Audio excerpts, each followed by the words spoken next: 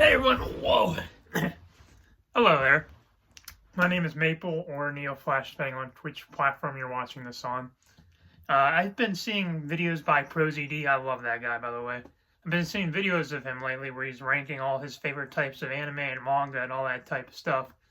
I thought, why not give that a try? So today I'm going to be ranking my top 5 mangas of all time with a few honorable mentions in there. Without further ado, let's get into it. And before we get started, I'm going to preface this by saying that it's going to be spoiler-free. I'm not going to include any spoilers of any kind.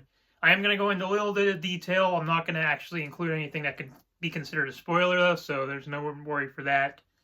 And then I'm also limited with time because of TikTok. You can only post, I think it's like 10 minutes or something, so I can't go super into detail with every series. I'm going to try to do my best, though, to explain why I love these series so much, or maybe why you should read them. But yeah, with that out of the way, let's go ahead and get to the honorable mention. Honorable mention number 1 goes to Half and Half by Seo Koji. He also wrote Suzuka, which was the first manga I ever read. I have it over on my desk over there. I got the physical copies of that. Don't have the physical copies of this one. This is an extremely sad story, though. It's pretty short, it's like one shot, so it's only about 20-ish chapters. I'm not sure what the exact number there is. It follows this guy and this girl. They both, at the same time, a god ends up reincarnating both of them, but with the caveat that only one of them gets to live indefinitely. He gives them a 7-day time period where, hey, you're both reincarnated for this week. You got to decide which of you are living, which one of you stays dead. It's extremely... I can't go into more detail than that without being spoiler, but I'm telling you, this is a really good, really short series. You should really give it a try if you find that interesting at all. But it's one of my personal favorites. I think it's really dang good. And the artwork is Koji Seo. Love his artwork. He did a phenomenal job with this story. And then the final honorable mention is going to go to Oshinoko. I also don't have the physical copy of this one. It's actually in the mail right now. I just bought it. I can't really go into too much detail with this one because a lot of shit happens really early on that changes the entire story. I try to summarize it as best as I can. It's about this doctor and his terminally ill patient who are both very infatuated with this idol called Ai Hoshino. I can't really explain it too much further than that without just spoiling everything because a lot of shit happens really fast. It sucks to having to explain it that way because the sounds terrible, but you just gotta trust me, it gets really good. The only problem with this is that the ending is terrible. I'm the type of guy who can forgive bad endings, but it is a pretty bad ending. So if that's the type of thing that turns you off from the theories, I wouldn't read it. But I think you should give it a try. Now moving on to the top 5. I do have the physical copies for the remaining 5 manga that we're going to be talking about today. And that is no exception with number 5, which is Blue Box. Now you're going to notice a trend with most of the final 5 here, that I am a sucker for romance, any really thing. Romance comedy, romance drama, romance sports, any of that kind of stuff I'm a sucker for. And Blue Box is a romance sports show. It follows Taiki Inomata, who is a badminton player, and Chinatsu Kano, who is a basketball player. Taiki has a really big crush on this Chinatsu chick, and the story is pretty basic as far as romance sports goes, but I think it's a really damn good story, and the characters are very well written. It's not like anything that's going to blow your mind, but it is one of my personal favorites. I think it is something that every romance manga reader should read at some point in time, you know. I just love this series, and I really hope you guys check it out. Moving on to number 4 now. I'm going to be honest with this one. I can't explain it without sounding like a loser. It is Please Go Home, Misakutsu. Now, this is a pretty basic raunchy rom-com following a loner guy and a delinquent girl. If you know that type of story, you know exactly what happens here.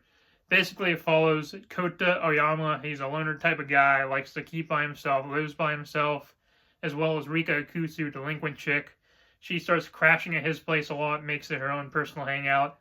Of course, he wants nothing to do with her, as the title implies. He wants her to get the hell out of there.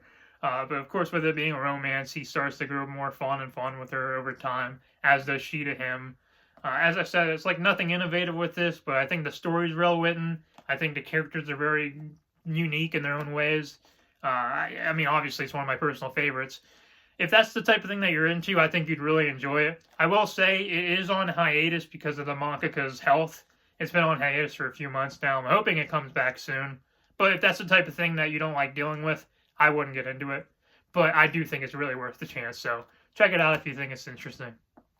Alright, now moving into the top 3. At number 3, I got Chainsaw Man. Now, I'm going to be honest, I would be very surprised if you haven't heard this, because it's extremely popular. Also, you can tell I'm a pretty big fan of Chainsaw Man there. I am missing the last 2 volumes. I have those coming in the mail right now. Anyway, Chainsaw Man is about this guy named Denji. He is in an incredible amount of debt because of his father who passed away. So he's having to hunt down devils. Yes, devils are a real thing in this universe.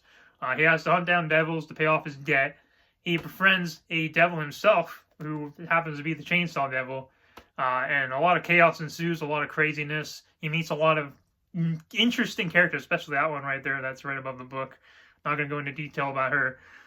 A lot of crazy shit. I think the story is incredibly well written. I think it has a vast array of amazingly written characters. I mean, this show, for as little characters as there are, they are all incredibly well written.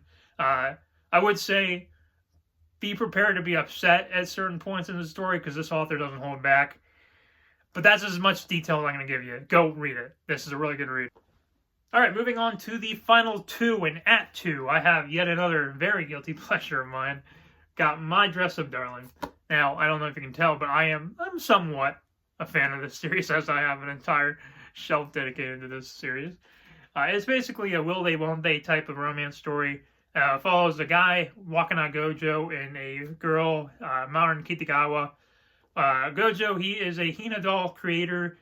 He's not very good at making the faces, but he is extremely talented at making the outfits for these dolls. And Marin Kitagawa, she's the popular chick, and we all know the type.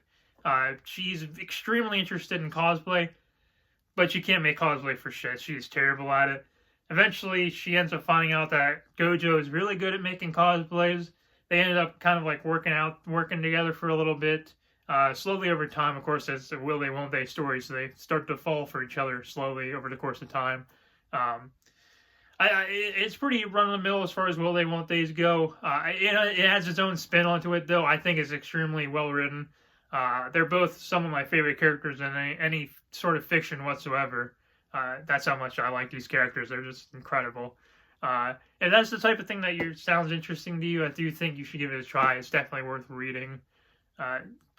There's really nothing else I can say without being more spoilery, and I don't want to do that because of how great this series is. I want people to read it, but I think you should go give it a try. Alright, moving down to the final 1 spot. Now, this is a series I'm sure most, if not all, people watching this video have at least heard of. And that is Tokyo Ghoul. Tokyo Ghoul and Tokyo Ghoul Re. They split into 2 parts. Now, I'm sure most people, if not everybody, has heard of this, so I don't really need to get into too much detail. But I will. Now, if you're going to be getting into this series for the first time, do not watch the anime. Read the manga. I'm telling you, for years and years, you always hear the type, oh, read the manga, the manga's better than the anime. For years and years, I thought people were crazy. Then I actually picked up the manga. I'm telling you, it is so much better than the anime. It is incredible how badly they messed up the anime. This manga is the best piece of fiction I've ever read. And the anime did that. Like, I'm a fan of the anime. I have the DVDs.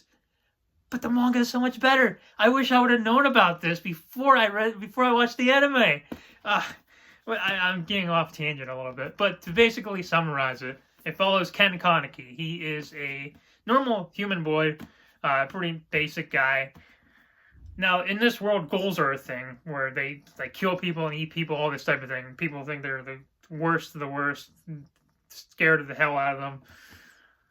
They're not as bad as humans make them out to be. Now, there are really bad ghouls out there, as you'll learn to find out. But at first, you think these things are completely irredeemable, and then you start meeting actual nice ghouls like Toka. I'm telling you, I'm trying not to be too rambly here. It's just, it's one of my favorite series of all time. I don't want to be too spoilery. Basically, he becomes a half-ghoul himself. Finds the other ghouls, starts to realize, hey, these people aren't so bad. There are pretty bad ghouls out there, but most of them, they're not so bad.